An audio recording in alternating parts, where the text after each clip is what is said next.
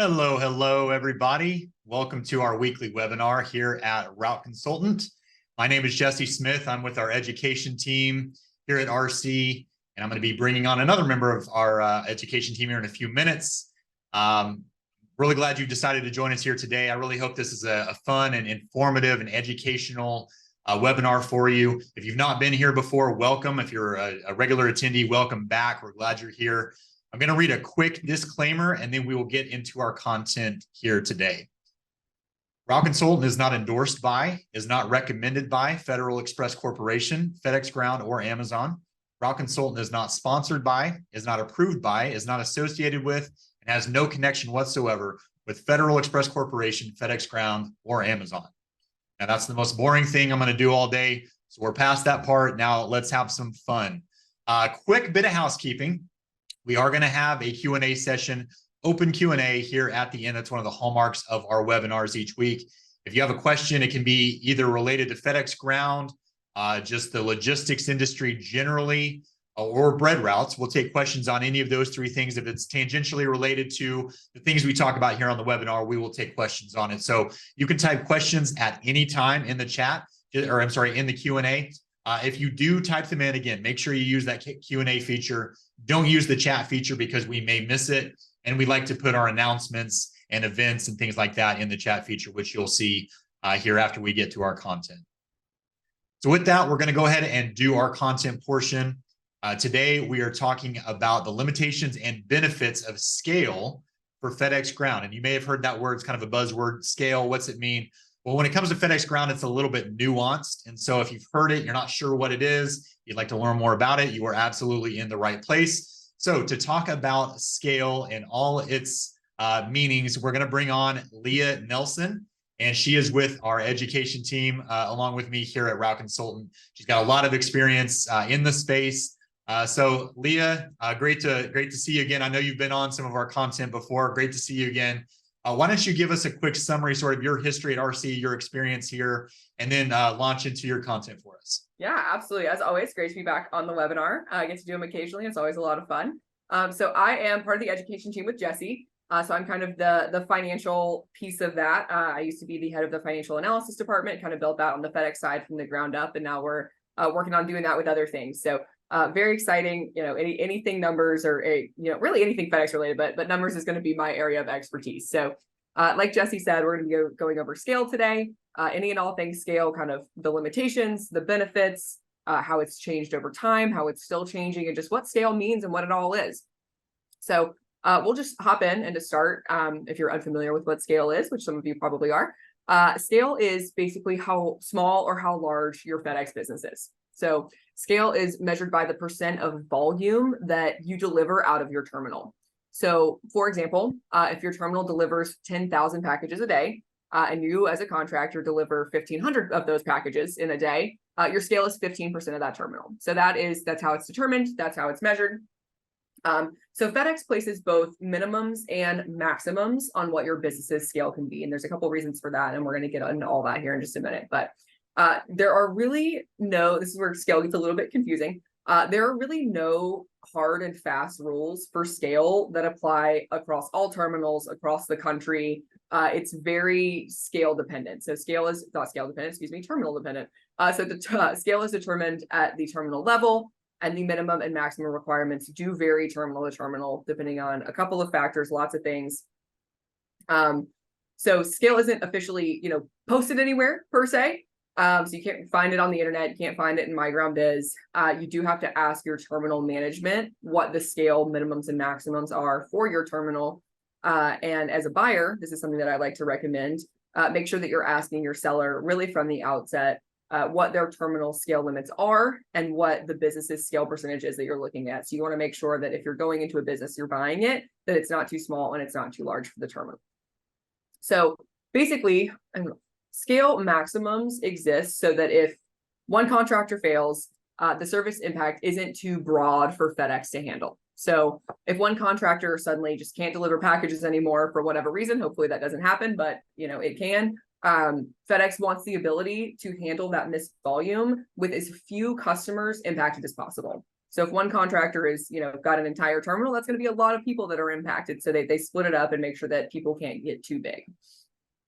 Scale minimums exist because FedEx generally doesn't prefer the owner operator model. It's just kind of a general rule. They want an owner that is a little bit removed from the business, removed enough from the business that they can think about the bigger picture. They're not involved really in the weeds of like the day-to-day operations of the business. That being said, as an owner, FedEx does want you to be involved with the business. So don't mistake this for them not wanting you to be involved. They want you to be involved, but they don't necessarily want you to be on a truck every day. And if you have a really small operation, businesses under a certain size really necessitate kind of a more hands-on involvement. And with the scale minimums, FedEx is trying to mitigate that and have less people, less owners on the truck every day so they can focus on growing the business, scaling the business, making sure it's running efficiently, making sure services hit, things like that. So if you are above the scale limit in your terminal, you face a little bit more scrutiny from FedEx management. So they're watching you more closely for mistakes. And if you make a mistake, you're generally going to have harsher consequences than if you were within those scale limits. Some people are within the scale limits and then they just naturally grow over that scale. Maybe their territory is growing really faster than the terminal or whatever. So that's a way that you can basically go above that maximum. But they're watching out for your mistakes. So like I said earlier, if you do happen to have any type of service failures, less customers are impacted. So if you're starting to make mistakes and you're above scale, you're going to get scrutinized pretty heavily. And if you're above scale, you'll likely get some pressure from the terminal to sell a piece of your business to bring you back under that scale maximum. So if you do get over that scale or you realize you're approaching that scale as a seller or a contractor, you may want to go ahead and proactively start selling a little piece of your business to make sure that you don't go over that maximum. So that's something to always be watching out for. That being said, that's kind of the negative of having a larger business. You're scrutinized a little bit more. But having a larger business also comes with economies of scale, which can be, a really big benefit to owning a business. So, having a larger business, you're able to add more managers, you can hire admin support, you can purchase supplies in bulk. Those are all really good things. Kind of going through those individually, only FedEx businesses of a certain size can really afford to have a manager on staff. So the rule of thumb that we see is about one manager for every 8 routes. So if you have 8 routes, we'd expect you to have one manager. If you have 20 routes, we'd expect you to have about 2 managers and maybe a lead driver or 2 to help out. They know how to do the manager functions, but maybe they're still on a truck. So the larger the business you have, the more managers you have, the more leads you have, that's more people you've got to cover contingency. So, if you have a 20 route business and you have a driver call out, you have several layers of management, several layers of contingency planning, basically to cover that route. But if you have like a 5 route business, kind of teetering on that too small of a business and you have a call out, you don't have a manager to cover it. There aren't layers of contingency built in most cases. And as an owner, you may need to jump into a truck. So again, the larger you get, you can hire people to work on recruiting. You can hire payroll processors, mechanics, things like that. So the larger you get, you do get to see those advantages. Again, as I said earlier, you can purchase things in bulk, such as truck fluids, windshield wiper blades, things like that. So, the larger the fleet you have, it makes more sense. If you buy things in bulk, you generally get discounts and things are cheaper and things like that. So definitely having a larger business, all that to say, you don't want to go over your maximum scale in your terminal. But if, you want to take advantage of some of these other things, it can work to your advantage to have a business that is on the larger side of the scale limit in your terminal.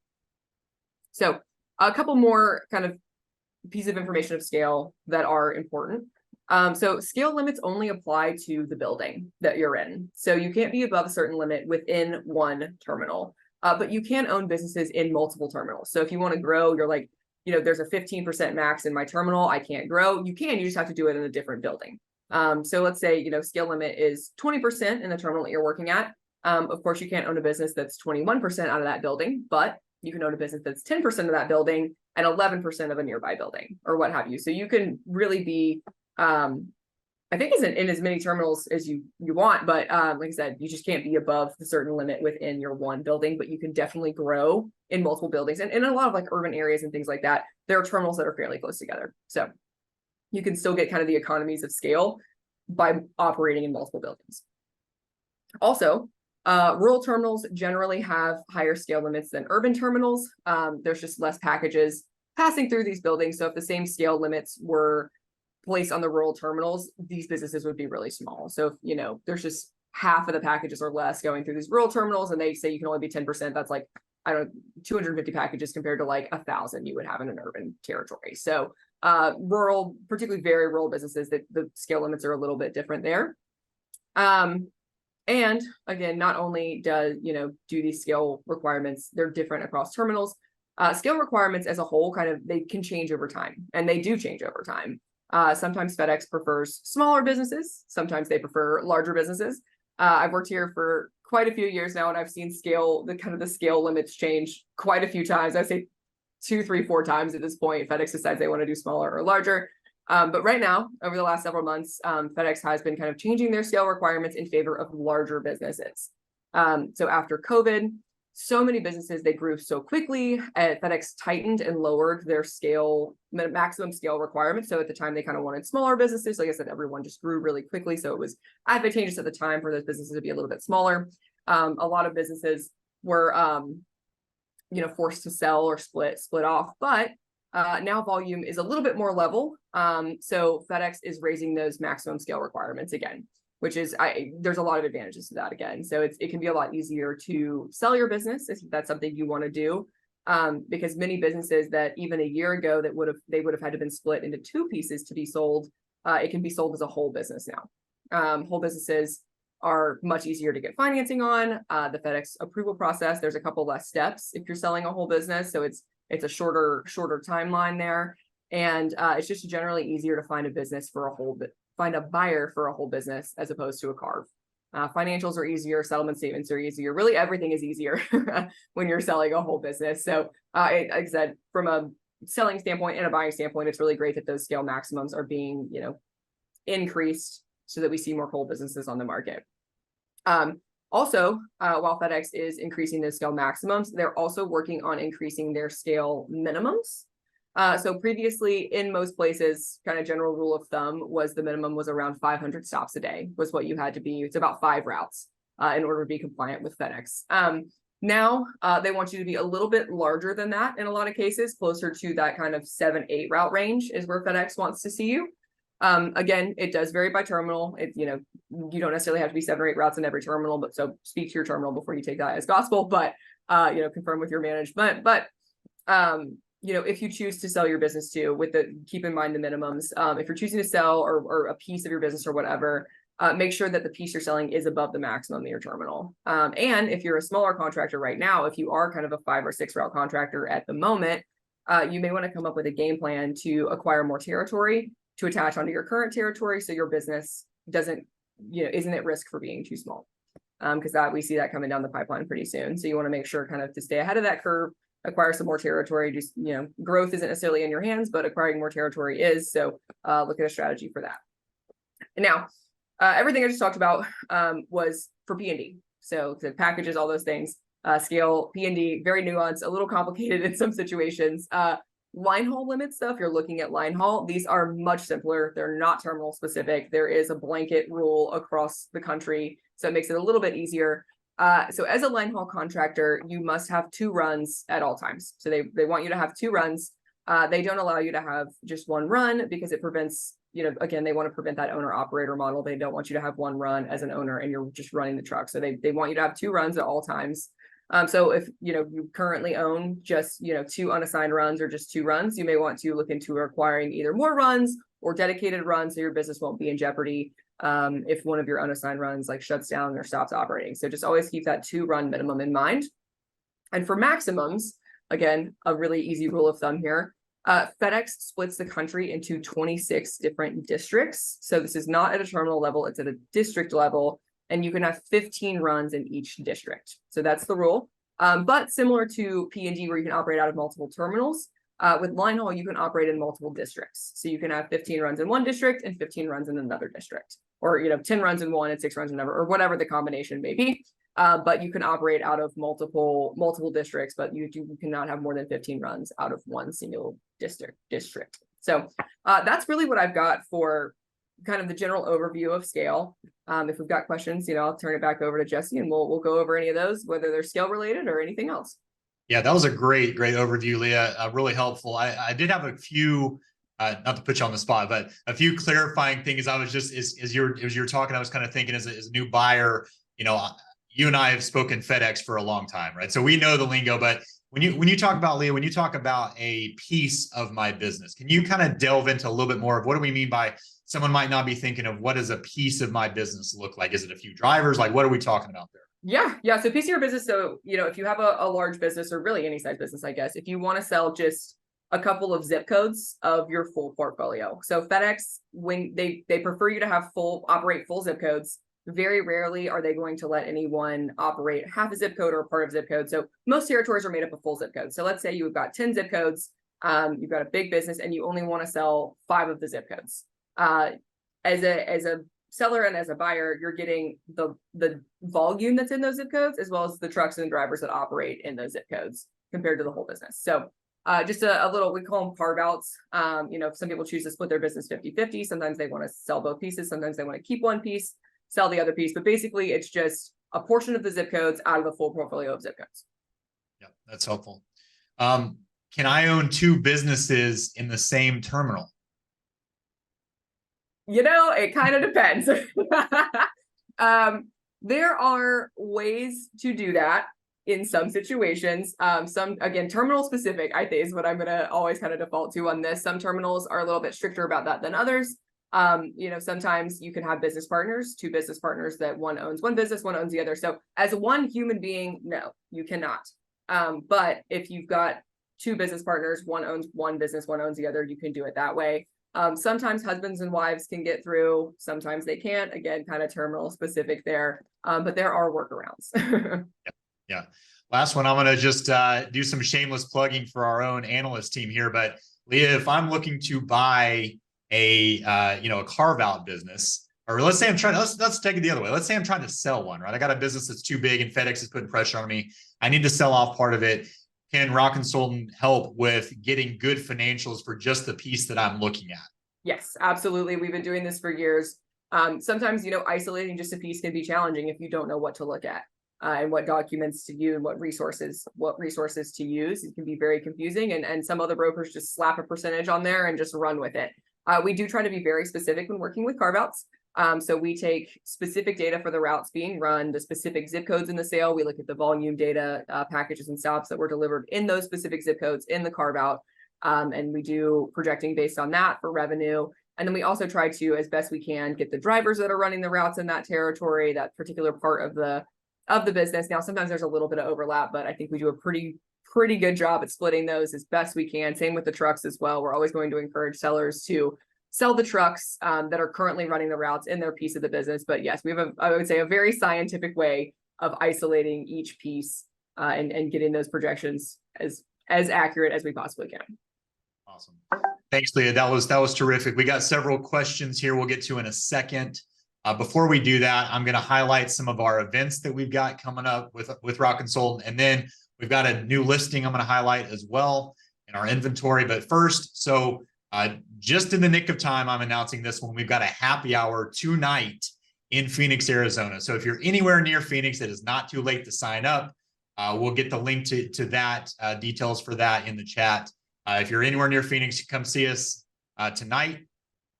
We have our next new investor summit. If you're a buyer looking to get into this space, either P&D or line haul, we talk about both of them over the course of this 2-day summit. That's going to be November 6th and 7th. And that is going to be in person here at our offices in Nashville, Tennessee.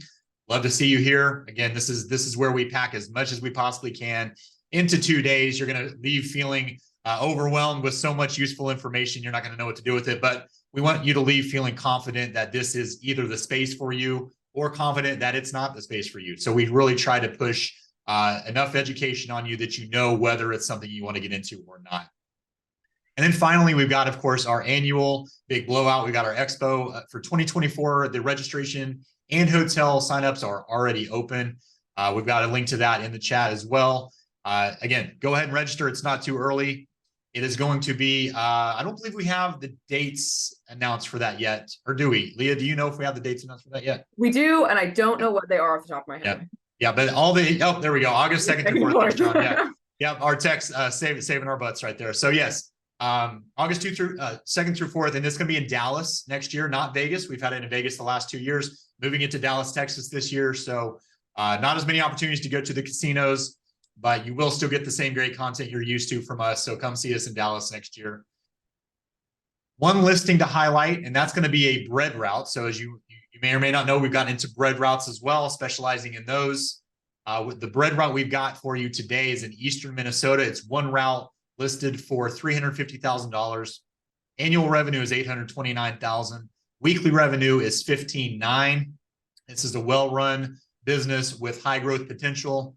It services 10 weekly accounts. So again, just a little lingo there. The business valuation is generally based on how many accounts does it service. You got, Costco's, Walmart's, and things like that. You got the big box stores. Those are going to be higher value type of routes. And so this one's got a good deal of that. It does not include a vehicle. So that's going to be kind of hit and miss with some of these listings.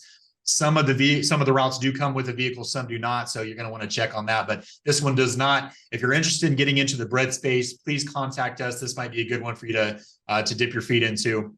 So that's our listings. Just got one today. Well, just a quick reminder, I see several of you have already dropped in your questions in the Q&A. Thank you for that. We're going to get to those in a second.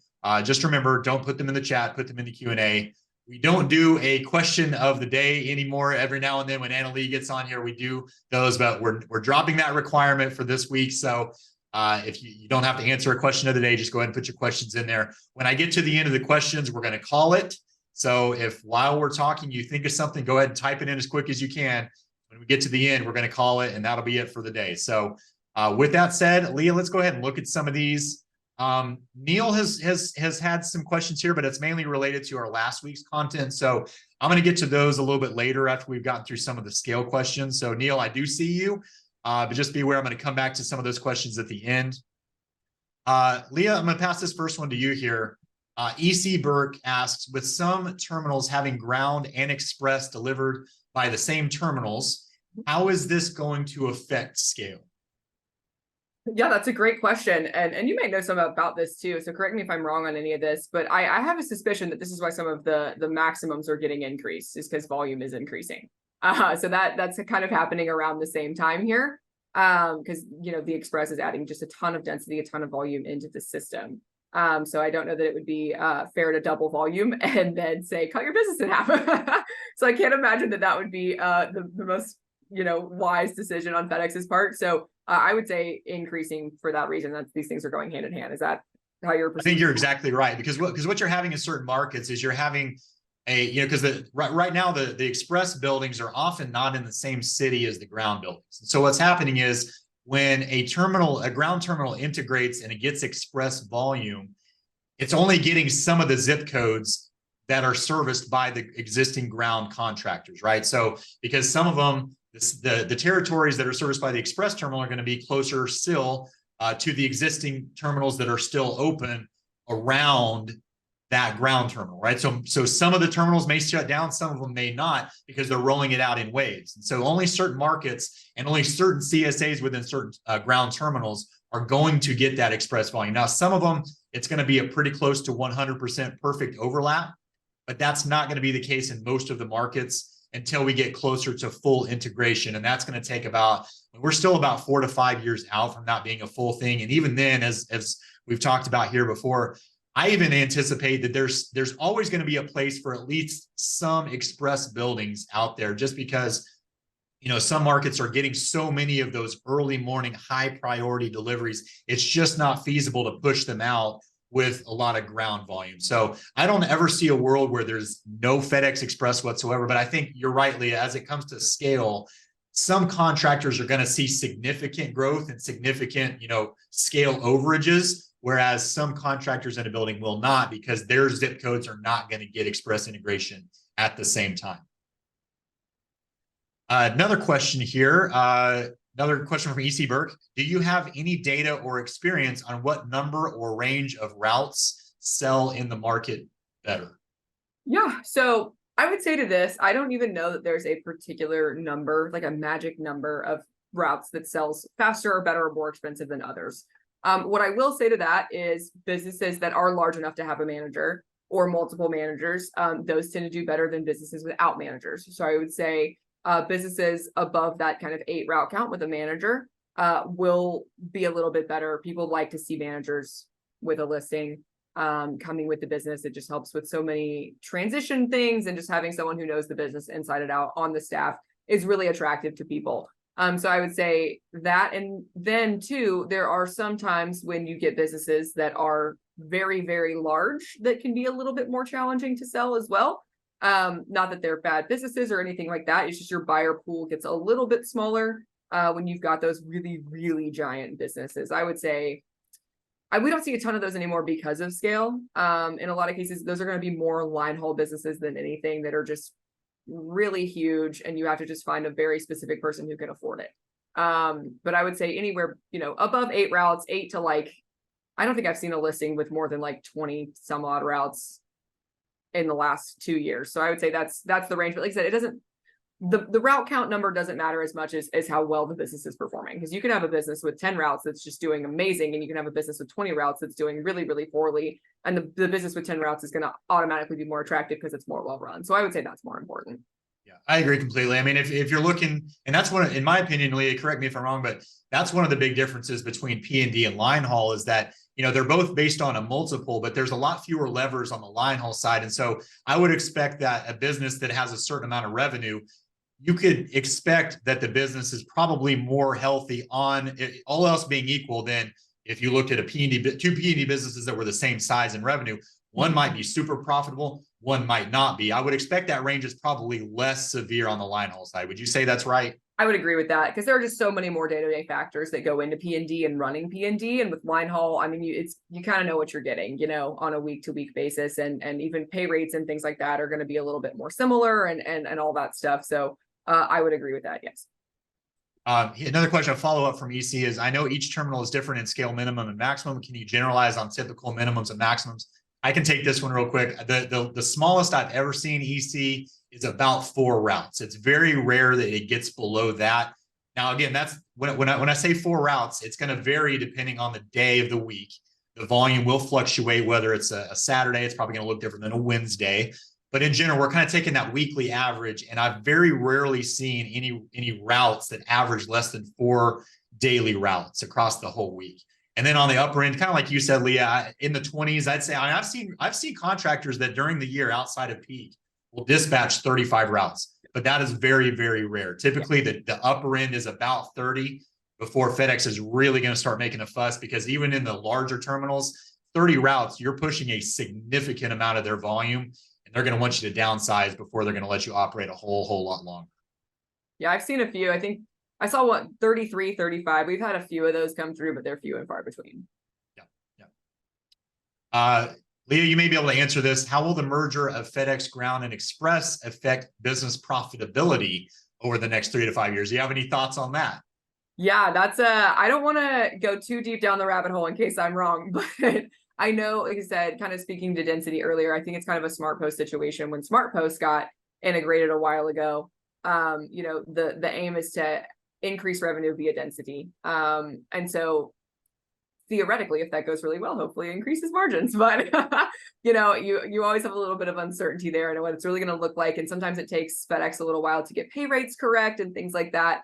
I think that's going to be kind of the biggest thing is making sure FedEx gets the contracts right. And it may take a little bit of adjustment for that. It always does when there's something new happening. Hopefully in the long run, they either stay the same or they increase, because you're just delivering so much more.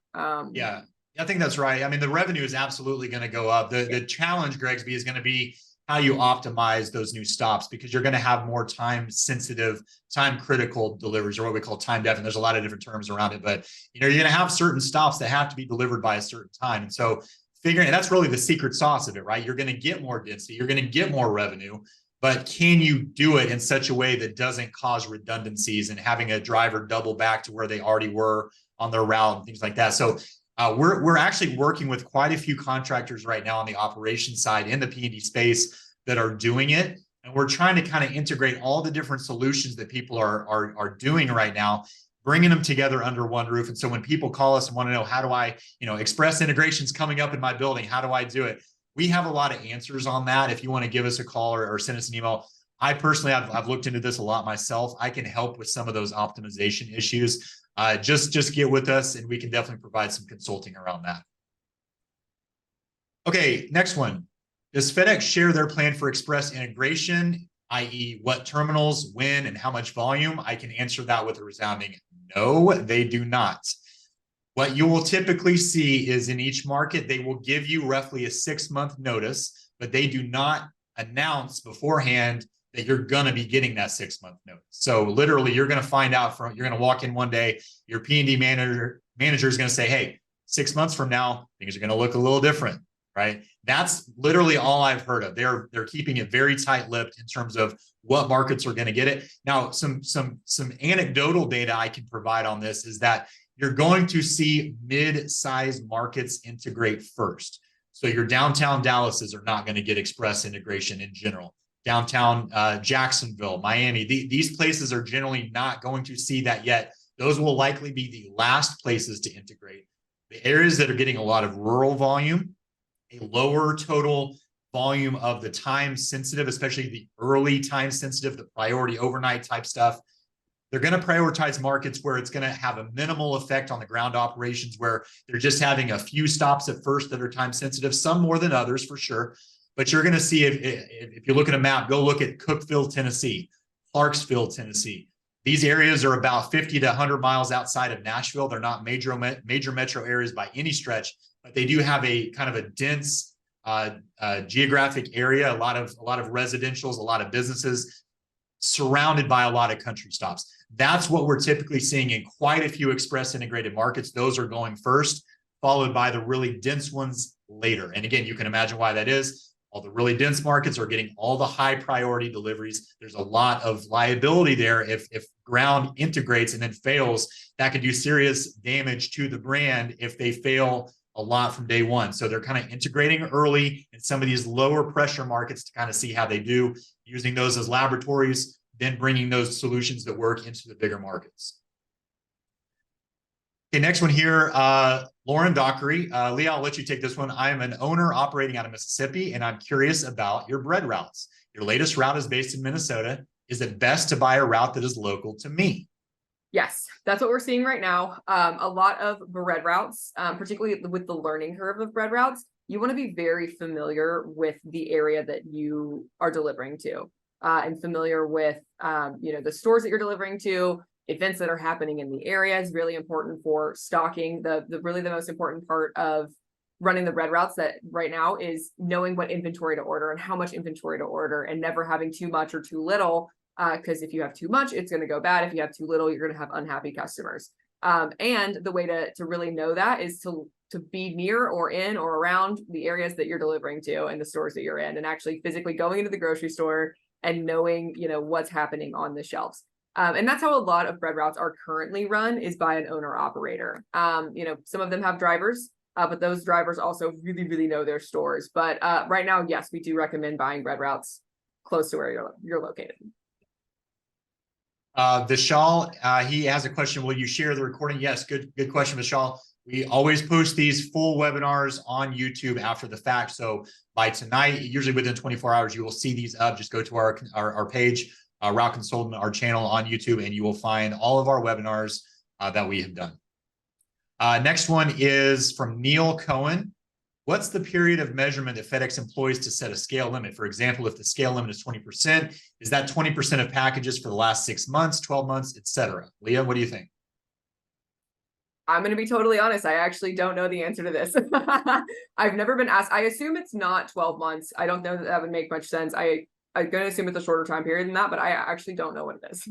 Yeah, I don't know either, Neil, 100%, but I can give you a kind of an educated guess. It's probably going to be on a month-to-month basis. And they're going to, because that's typically when they're monitoring all your other KPIs. How many accidents have you had? How many were preventable? How is your service? It's measured on a month-to-month basis. So that's probably what they're looking at. It's 30 days, maybe 60 days. I would definitely not expect 6 months or 12 months. The network is way too dynamic for that. So I would expect probably 30 days would probably be a good answer there. Next one, I'm going to just hit this one real quick. Gregsby asks, I'm looking at a bids for sale with another brokerage. I'm assuming the broker is representing the seller. Is there a way to get representation on the buyer side, Leah? Yes, absolutely there is. So yes, it is the broker is representing the seller, so I will answer that part.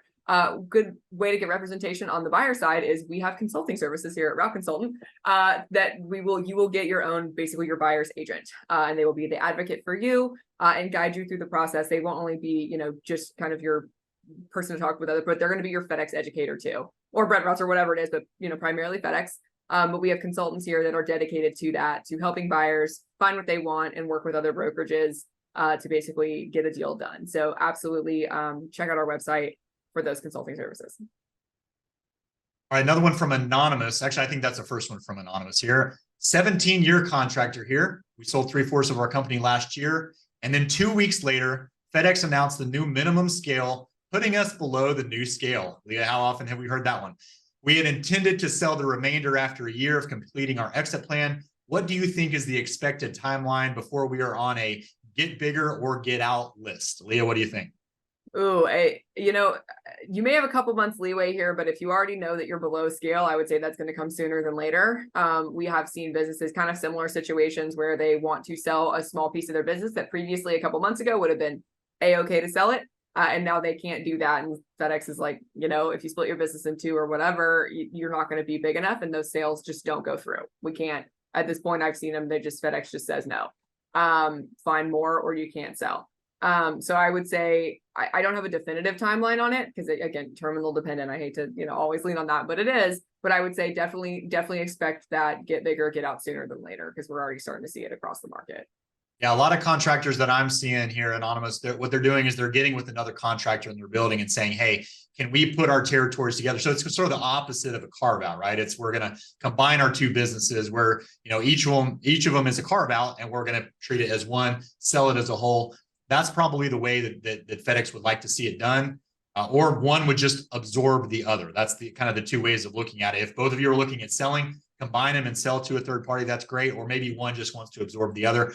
What I have not seen happen is you're not going to just be told to get out. I mean, FedEx knows, they knew when they set the new minimums that some contractors were then going to be under the minimums, because you have a contract, right? They're not just going to not renew it. Now, sometimes they might, but that's pretty rare. So when you get it under scale, it's not really the end of the world. You typically, in a lot of markets, can grow out of that organically. So more population density, things like that. Not always, but FedEx in general is not going to say you have 6 months to figure out a way to grow your business or combine, or we're kicking you out. Because the next person that comes in, if you've not found a way to combine, the very next person is going to be in the same boat, right? So they're typically just going to let you grow organically or combine with somebody else at that point. All right, Leah, we got one from Sean here. What are the main things that contribute to a business being poorly run? Yes, there's a lot of things here. I would say the primary one that we see that kind of impacts the business across the board is just not being run efficiently. That is paramount with FedEx, particularly with P&D, of course. So, if your territory can be run in 8 routes and you're running it in 10, there's really no advantages to that. You just are spending way more money. And that's going to be the biggest thing that we see, is just people not running their routes as leanly as they should be doing. So, in that example, you should be running 8 routes, but you've got 10.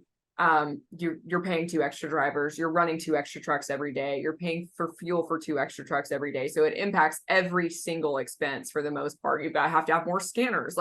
So, that's going to be the biggest thing that we see, is just running too many routes for your business. Kind of on the other side too, if you're running too few routes, you can run into more kind of service issues and things like that. But, as far as kind of being financially impacted, it's running too many routes. It's gonna just sink you. Absolutely. Yeah. That's optimization is the name of the game on the P&D side. 100%. Another one from Neil. It seems like the ground/express integration will be a real headache for contractors given the time sensitive nature of packages. You think it's possible that FedEx will have express only zip codes for contractors? So instead of having a zip code for which a contractor is responsible for ground and express, perhaps they'll only be responsible for express. I can take this one, Leah. I don't think that will happen anytime soon, Neil. Now, I wouldn't rule it out, because one reason that they are switching over from having company dedicated express drivers to ground is because ground businesses are typically the contractors are much better at optimizing a given CSA. They just do it better. small business owners, they just have a better idea. They know their territory better. It's just a better solution to get that. And honestly, what's happened is I've heard this, even where there is still express operating in the same area, when ground takes over some of that, and they find that they are getting the boxes there during the time windows, by 12 o'clock, by 10:30, whenever they're due. Some of the express management is surprised that ground is able to do it. Because again, a lot of contractors are just scrappy enough, they're gritty enough that they just know how to get it done. So eventually that might happen, but I think that would undo a lot of the progress that they're making with the current way they're going right now, which is integrating. And the whole idea of one truck, one neighborhood, I don't think that's something that's going to go away. I think it will just go the opposite. What I think you might see instead, Neil, is, and again, this is what a lot of people are talking about. This is not a secret.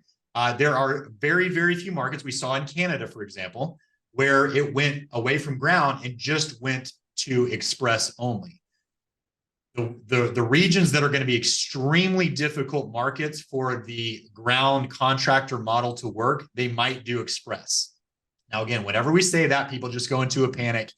I really don't think that is going to happen on a large scale basis in the United States, just because the population density is so much greater here than north of the border. So I don't think that's going to happen. But I just, again, I'm just thinking of the different levers that FedEx could pull to try to make sure their customers are at maximum satisfaction and they can get best returns for their shareholders.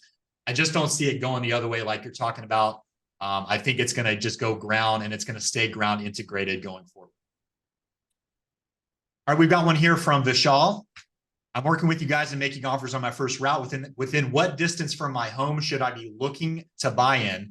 I would like to get a consultant dedicated to me, as I did not get that feeling so far as a buyer. So the thing is here, Leah, you talk about bread routes, you want to be close, but what about FedEx routes? Yeah, you don't have to be as close with FedEx. The kind of rule of thumb is be within 4 to 5 hours of your business. You want to be able to, drive there within a reasonable amount of time if something were to just go haywire.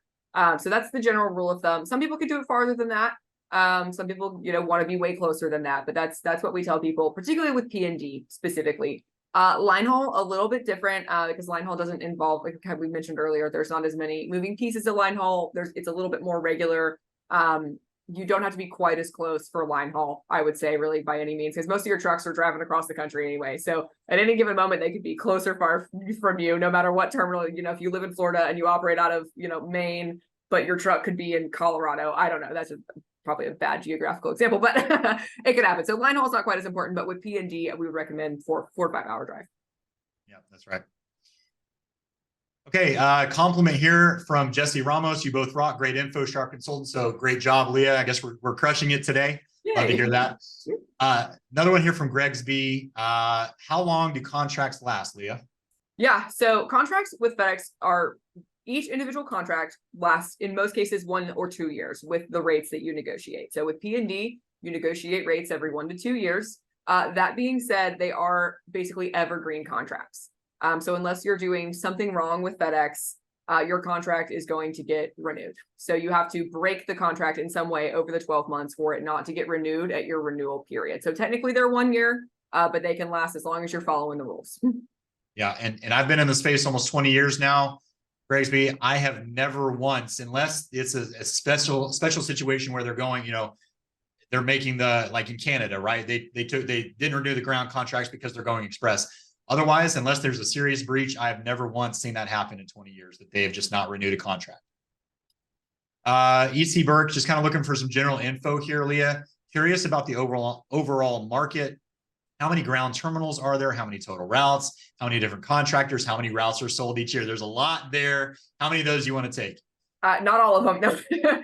I would say, as far as how many different contractors, there's about 6,000 to 7,000 contractors in the network. That one I can say. And as far as routes sold each year, I don't know that I can speak to individual routes. That would probably take some math on my part, but I would say several hundred businesses are turned over every year, whether it's a full business or just a piece of a business. So that includes any businesses that are split up into multiple pieces, or someone's just selling a little chunk of it. But depending on the year and how the market's going, I would say a couple hundred sold each year. As far as how many ground terminals are there, I can take that one. There's between right now there's about between 650 and 700 terminals out there. And yeah, total routes too. That's a shot in the dark for me. I don't know if you know one either. Only FedEx knows that one. Yep. A lot. Yeah. Okay. Anonymous says, now there's gonna be a little bit of context we're gonna have to provide here, Leah, but you now have to be at a silver medal to get first rights. How often do contractors lose first rights and still maintain the contract? So that goes to what you were saying, Leah, about the contracts essentially being evergreen, but kind of tell people what you mean by, if we say first rights, what are we talking about? Yeah, so that's your first right to negotiate, basically your ability to negotiate a new contract is what that means. And again, you lose your first rights by contract breaches. In this case, speaking to silver, that's going to be your medal status, which is tied to your safety. So if you have any major breaches of safety, any major breaches of service over your period of time, you can lose your first rights. You don't always lose your contract when you lose your first rights. As far as how often that happens, I don't know that I'm personally involved in contract negotiations enough to answer that particular question. I don't want to lead anybody astray there, but you can lose your first rights and keep your contract if you make steps to mitigate your issues. Yeah. As far as the number of silvers, bronzes, golds out there, there's a lot of speculation about this, but in general, what we've seen is that it generally follows a bell curve. So there's, 10%, 80%, 10%. It's roughly the distribution. There might be a little bit higher on one end or another, but the vast majority of contractors out there are going to fall into the silver category. So again, the only reason you go into bronze is because you're having major service failures, major safety issues, serious contractual breaches like integrity violations, threats of violence, things like that. You're not just going to go bronze by accident, and you're going to probably have a lot of breadcrumbs that got you there that's going to tell you how to get back out into silver. And one of the interesting things about the metals is that you always have a trending component to that as well. So you'll always hear someone say, I'm silver trending gold, which means your metrics and it's based on a 3-month period. Your metrics for that quarter are showing that you're doing better than you were the last quarter. So you're trending towards gold. So that's what you always want to see. And there's a lot of contractors that are silver trending bronze, but they're still silver, which means when you get to that contract renegotiation period, if you're still silver, then you're still going to be able to have the first right to refuse to negotiate that contract. It's not just going to be pulled. Okay, John, can we get a link for the consulting? Maybe we want to get Bridget's email or something. We got Vishal asking, how do I request buyer consulting services? If you could post something to get him hooked up with consulting in the chat. Okay, Neil, I promised we would get to your questions, and it looks like we're getting towards the end of our scale questions. So I'm going to start hitting some of these. By the way, if anybody else has scale questions, I will still go back and answer those if we have them while I'm answering Neil's other questions. But if not, I'm going to end after I answer a couple of these, and we'll be on our way. Okay, I'm going to start here at the bottom, Neil. What are the perceptions held by drivers towards FedEx line haul? Is there any stigmatism towards the brand versus other trucking companies? No, the answer is no, there's not. In fact, FedEx line haul is actually it's considered kind of more of a premium brand out there amongst the companies. And that's for multiple reasons, right? You've got, you're not counting the pieces. You're not responsible for the weight on the trailer, right? You have to know what it is for weigh stations and stuff like that, but you're not responsible that it stays, gets to a certain amount or you can't take the trailer, right? Basically, you hook, it's drop and hook. So you come in, pick up the trailer, you're on your way. So in terms of all the different things that FedEx line haul offers relative to others, it's very, very attractive. The only thing is, when you come into FedEx line haul, you do have to have at least 1 year of experience in the same tractor trailer combo that you will be operating for FedEx Ground. So in other words, if you come in with flatbed experience, you're going to have to go get a year of experience doing, doubles or 53 footers or pups or whatever. You're going to have that kind of experience before you come in and try to be a FedEx Ground driver. So there is that 1 year requirement. Outside of that, there's a whole lot of things that make it a really good prospect for a lot of drivers out there. Okay, real quick, he asks, again, Neil says, you provided estimates last week for replacing tractor tires at 150,000 to 200,000 miles, brakes at 300,000 miles, and oil/fuel filter at 40 to 50,000 miles. Based on some brief research, it looks like the cost for all three items is about 5 cents a mile, $400 to $600 per tire, $250 to $400 per axle for brakes, and $500 per oil change. Would you say these estimates are generally reasonable? Yes, these are very good estimates for what a lot of the typical amounts are. The typical invoices we're seeing for these repairs are falling in those ranges. Now, again, as Leah said, I'm going to say this same caveat here, very market specific, very market dependent. But in general, those are pretty good ranges. The 5 cents a mile is generally a good range to plan on your line haul expenses for those 3 items that we talked about last week. And one more here. So you guys have about another minute to get your questions in. Neil asks, with respect to tractors used for line haul, can you please comment on the prevalence / trends for diesel versus gas and automatic versus manual? Yes, absolutely. Diesel is 99.9% of the line haul market out there, if not more. It's extremely rare to see anything but diesel. Your only other options typically when you get to that size vehicle are going to be like natural gas. But again, those are still very much in their infancy. There's not a lot of infrastructure out there to support that. It's pretty much when you pull up to a truck stop, you're only going to find diesel pumps. It's almost all diesel out there as of right now. And I don't think that's going to be changing anytime soon. In terms of automatic versus manual, yes, automatic is very, very common. All the newest tractors are pretty much going to be automatic. Now, when you go to CDL school, most schools are going to teach you how to drive a manual, and you might still have manuals. Like, let's say you're looking at a business that has spares and they're older tractors, but they just keep them around just to fill in if needed. Some of those might still be manual. So I would encourage you to, if drivers don't know how to drive a manual, I would encourage them to get that training before coming on. But overall, a lot of newer tractors coming into the space, whether it's leased or bought, and almost all the new ones are going to be having an automatic transmission. That's what drivers are familiar with. That's kind of just the general benchmark that we see right now. So good questions there, Neil. I see one more that just came in from Anonymous.